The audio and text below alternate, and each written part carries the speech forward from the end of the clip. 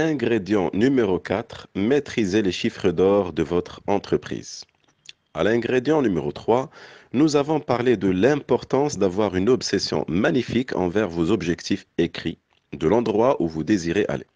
Maintenant, demandez-vous quelle est ma situation actuelle, car vous êtes le capitaine de votre navire. Suite au premier exercice dans lequel vous avez défini votre destination, vous avez maintenant votre carte maritime et vous connaissez votre point d'arrivée. Mais avant de quitter le quai, il serait très prudent de votre part de vérifier l'état de votre coque, de votre moteur, de vos instruments de bord et de vos voiles avant de pouvoir voguer doucement et en parfaite sécurité vers votre destination. Pour ce qui est de votre entreprise, ne vous inquiétez pas. Pour ce faire, il y a seulement quelques chiffres clés à observer. Mais vous devez garder régulièrement un œil sur ces chiffres si vous voulez avoir du succès tout le temps. Quelle que soit la taille de votre entreprise, de votre activité, vous avez besoin d'un minimum de fonds. Ne serait-ce que pour louer les locaux, payer les salaires, financer le stock, faire de la publicité, de la formation, de l'accompagnement, etc. Si vous n'avez pas un minimum de fonds nécessaires pour lancer votre activité, avec le temps, bien sûr, vous serez limité dans votre développement et obligé malheureusement de fermer la boutique. Je vous recommande d'avoir, si vous voulez, en termes de sécurité, toujours un capital minimum qui vous permet de couvrir en moins entre 3 à 6 mois d'activité en cas de stagnation du marché. Cela veut dire que vous aurez les moyens nécessaires pour travailler sans crise financière pendant les 3 ou les 6 mois. Pendant cette période, vous devrez mettre en place un système d'organisation qui vous permettra d'avancer sans vous arrêter. Alors, afin de maîtriser les chiffres d'or, les chiffres clés sur lesquels vous devrez avoir un œil constant, il vous faudra répondre à 6 questions. Alors, la première question, quels sont vos coûts fixes? Quelles sont vos charges fixes? Afin de calculer votre seuil de rentabilité, donc vous devrez avoir au moins deux choses en tête. Tout d'abord, vous devrez connaître tous les coûts fixes que vous devrez assumer chaque jour, chaque semaine, chaque mois, comme les frais d'assurance, loyer, les salaires, les frais de télécommunication, etc. Tout simplement, vous devrez répondre à la question, qu'est-ce que cela me coûterait-il d'être simplement dans mon affaire sans client, si je n'arrive à rien vendre. Voilà. Deuxième question. Combien de ventes avez-vous besoin de faire afin de couvrir les charges fixes, ce qu'on appelle le point mort? Au quotidien, bien sûr, par semaine et par mois. Supposons que vous vendez des chapeaux, vous achetez les chapeaux au prix de gros d'un coût unitaire de 25 dirhams, vous vendez ensuite ces chapeaux, chacun bien sûr à 50 dirhams. Bien sûr, votre bénéfice brut est de 25 dirhams par chapeau. Alors, vous avez fait le calcul de vos fixes et vous savez que cela vous coûte environ 250 dirhams par jour pour exploiter votre entreprise. Donc, pour atteindre le seuil de rentabilité, vous avez besoin de vendre 10 chapeaux tous les jours, sachant que chaque chapeau vous permet 25 dirhams de marge brute, donc fois 10 chapeaux, donc ça vous donne 250 dirhams et ça couvre les charges fixes. Toutes les autres ventes additionnelles dans la même journée seront des profits dans vos poches. Voilà. Donc le calcul, il est très simple. Vous pouvez maintenant vous fixer des objectifs de vente pour chaque jour, chaque semaine et chaque mois et les partager ensuite avec vos commerciaux pour qu'ils puissent mieux vous aider à les atteindre. Vous conviendrez d'une cible éclairée et plus facile à atteindre pour justement ne plus viser dans le noir. Voilà. Troisième question, quel est le montant de panier moyen par client? Connaître le montant de la transaction moyenne qui se fait dans votre business est un excellent point de départ pour vous permettre de créer un plan pour améliorer vos ventes et bien sûr votre système d'organisation d'une manière générale. Supposons qu'un client régulier achète pour 400 dirhams dans votre business, si vous pouvez mettre en place différentes stratégies qui incitent les mêmes clients à acheter un volume régulier de 500 dirhams au lieu de 400 dirhams, vous venez en bout de ligne d'augmenter votre chiffre d'affaires de façon vraiment importante. Bien sûr, à l'école des affaires, nous vous donnerons d'étonnantes stratégies que vous pouvez mettre immédiatement en application, bien sûr, si vous avez la chance d'être parmi nous à l'école des affaires spécialisées en coaching joyeux et accéléré. Alors, la quatrième question, quel est votre taux de conversion? Imaginons que vous êtes le seul commercial de votre entreprise, vous prospectez en moyenne 10 prospects par jour. Combien de ces gens, bien sûr, que vous avez prospecté, achètent grâce à votre contact?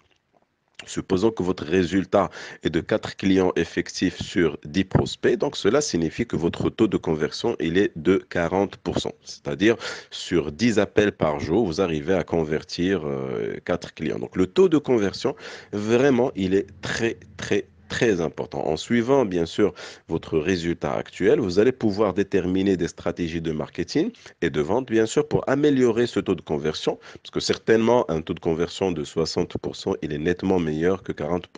Vous améliorez vos appels, vous améliorez votre approche de rendez-vous. Quel que soit en tous les cas votre business, qu'il soit en ligne, qu'il soit en offline, vous devrez maîtriser cet ingrédient qui est justement le taux de conversion. Souvent, il ne suffit que de quelques petits changements, dans, par exemple dans votre présentation, dans votre argument de vente, dans votre manière de négocier, pour augmenter vos ventes presque instantanément. Cinquième question. La cinquième question, quels sont ou comment les gens entendent parler de votre entreprise? Il est toujours, selon moi, de la folie de voilà d'ouvrir sa boutique, son business, présenter son assortiment, présenter ses marchandises ou ses produits et attendre à ce que les clients viennent frapper sa porte. Bien sûr, déterminer combien de personnes appellent ou visitent votre entreprise ou votre site web, c'est un élément très important dans votre stratégie de vente et de marketing. Et bien sûr, parmi celles-ci, c'est-à-dire les personnes en tous les cas qui appellent ou qui visitent votre entreprise, parmi celles-ci, combien deviennent des clients payants, c'est-à-dire qui commandent et qui payent? Quand on sait combien de nouveaux clients visitent notre entreprise ou qu'ils ont vu notre annonce, il devient plus facile de suivre notre budget de marketing et de déterminer où investir pour obtenir les meilleurs résultats. Ou est-ce que je vais par exemple investir sur une annonce au journal? Est-ce que je vais investir sur ma page Facebook? Est-ce que je vais investir sur la publicité, en tous les cas en offline, par exemple des flyers, etc., etc. Donc c'est important de savoir d'où viennent nos clients, quel est le canal principal par lequel viennent nos clients, et à partir de là, nous convenons une stratégie qui nous permet d'investir, par exemple, chaque dirham dans le canal le plus important selon nous. Assurez-vous que votre personnel sonde les clients et écrive ces détails dans un système d'information ou tout simplement dans des fiches dédiées à cet effet, des fiches papier. Voilà. Sixième question, combien de fois vos clients réguliers achètent par année? Si un client fidèle achète votre produit ou service une fois par an, comment pouvez-vous l'influencer à acheter le plus souvent? La meilleure façon de rester régulièrement La meilleure façon, bien sûr, est de rester régulièrement en contact avec lui, lui donner de l'information, de la valeur, l'informer sur votre catalogue de vente, bien sûr, lui donner de la valeur, par exemple, sous forme d'un blog, d'articles, etc., etc. D'une manière générale, je ne vais pas rentrer dans les détails. À l'école des affaires, nous détaillons tout ça à travers notre système prédictible de vente.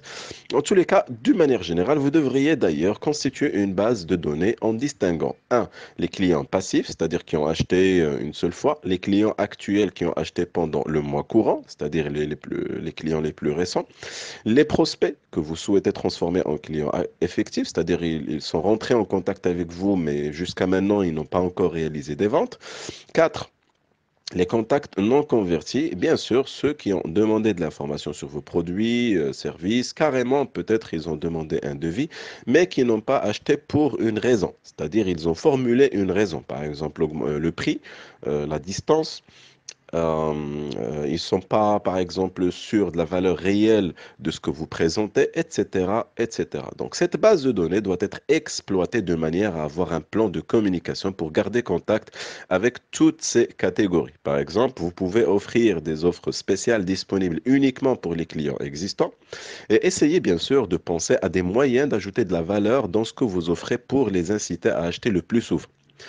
En puisant dans votre base de clients existants et en leur proposant des offres alléchantes, vous avez là une stratégie peu coûteuse qui permet très bien, vous doublez votre chiffre d'affaires actuel.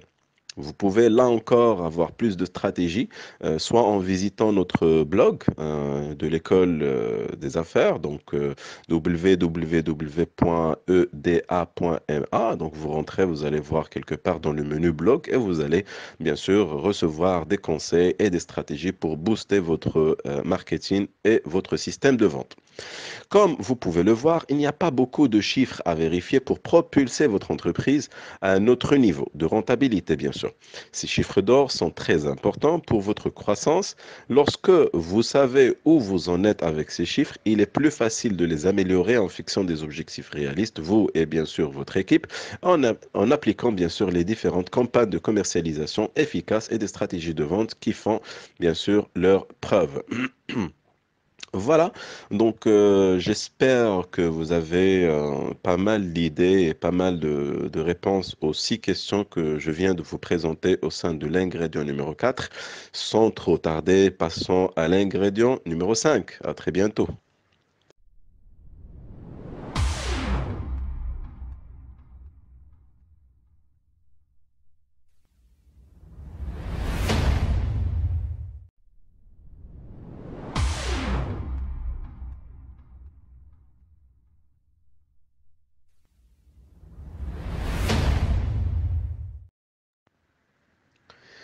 L'ingrédient numéro 3. Ayez une obsession magnifique. Cher ami, avant de commencer cette partie, cet ingrédient, je souhaite vous livrer un certain nombre de questions. Un certain nombre de questions qui vont éveiller votre conscience et qui vont changer votre paradigme et votre perception. Répondez s'il vous plaît à ces questions. Quels sont vos rêves d'ici 5 ans? Quel est votre chiffre d'affaires ciblé pour cette année? Quel est le revenu mensuel que vous souhaitez avoir chaque mois ou cette année? Quel est le style de vie que vous souhaitez avoir dans votre vie et pour lequel vous avez créé votre business? Au-delà de l'argent, quelles sont vos motivations pour atteindre vos objectifs? Plus votre image sera claire et précise, plus vous approfondirez celle-ci en visualisant tous les détails agréables et plus fort votre désir sera, plus il vous sera facile de garder votre esprit fixe et focalisé sur l'image de ce que vous voulez avoir, faire, être et obtenir. Votre désir à réaliser ce que vous voulez va éveiller en vous un stress certes positif, mais qui vous incitera à vous comporter régulièrement, consciemment dans le sens de vos objectifs. Regardez, cher ami, si malheureusement vous n'avez pas un désir ardent envers ce que vous voulez obtenir, être et avoir, vous n'allez pas malheureusement aller plus loin que ce que vous êtes aujourd'hui ou que ce que ou là où vous êtes aujourd'hui. Voilà. Donc malheureusement, je constate souvent que plusieurs entrepreneurs demeurent immobiles face à leurs objectifs. Ils savent exactement quoi faire et comment le faire, mais ils ne font rien. Et ça, c'est une question magique. Pourquoi?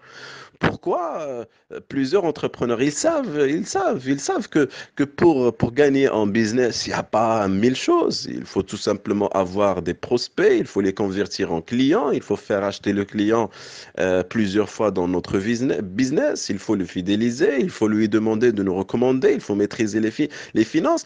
On sait ce qu'il faut faire chaque jour, chaque seconde, mais on ne le fait pas. Pourquoi? En réalité, les entrepreneurs qui ne font rien pour avancer, ils n'ont pas tout simplement l'obsession magnifique. Ils n'ont pas cette image d'un avenir prometteur ou cette promesse d'un futur meilleur. Bref, ils n'ont pas de vrais objectifs challengeants et ultra clairs. Vous méritez, cher ami, de rêver et de vous reconnecter avec l'enfant que vous êtes, l'enfant intérieur qui existe à l'intérieur de vous.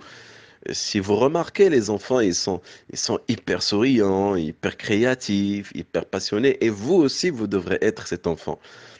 Parce que le fait justement de vous reconnecter avec cet enfant va vous aider à clarifier ce que vous voulez. Ça vous aidera à générer de l'énergie et de l'élan dont vous avez besoin. Je souhaite à ce que, tout simplement, à ce que vous ayez en tête une petite métaphore. Imaginons que je vous propose de faire un puzzle de 500 pièces sans modèle. Je ne vous donne pas l'image finale. Combien de temps cela vous prendrait-il pour justement constituer cette image de puzzle?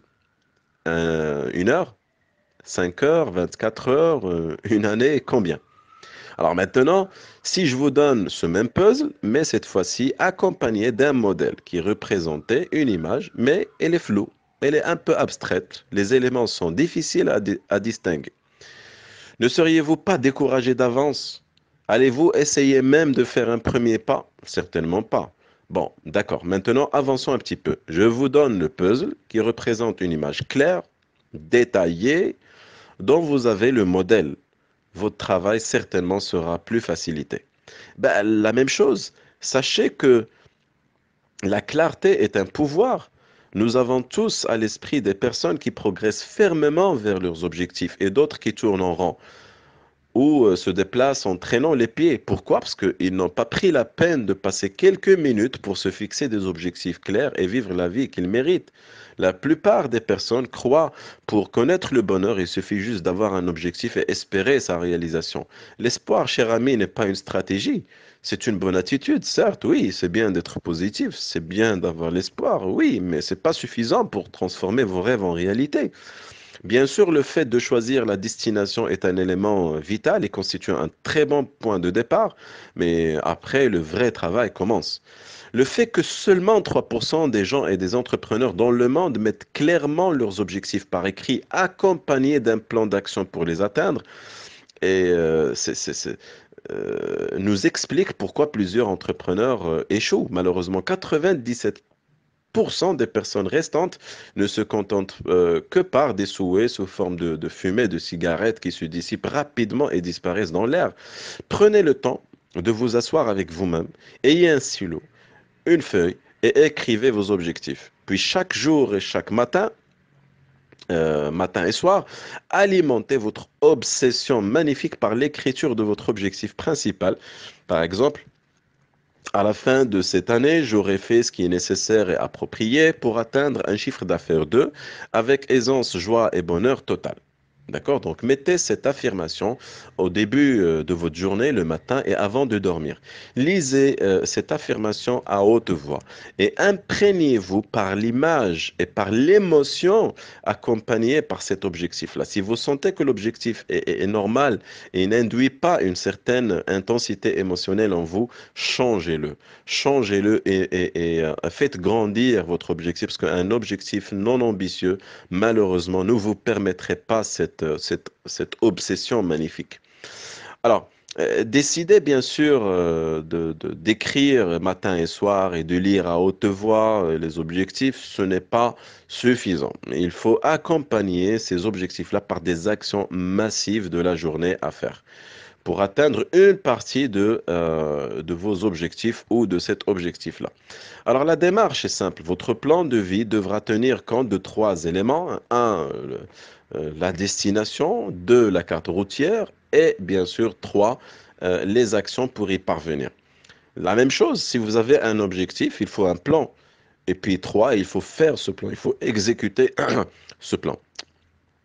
Voilà, cher ami, ayez une obsession magnifique envers votre objectif, écrivez-le et clarifiez-le chaque matin et chaque soir, lisez-le à haute voix, imprégnez-vous de l'émotion qui l'accompagne. Si vous n'avez pas d'émotion, si vous n'êtes pas excité intérieurement de vouloir atteindre cet objectif-là, malheureusement, je vous le dis tout de suite, vous n'allez jamais l'atteindre. L'ingrédient numéro 4 va vous aider à encore clarifier les choses. Nous allons parler chiffres maintenant. À très bientôt.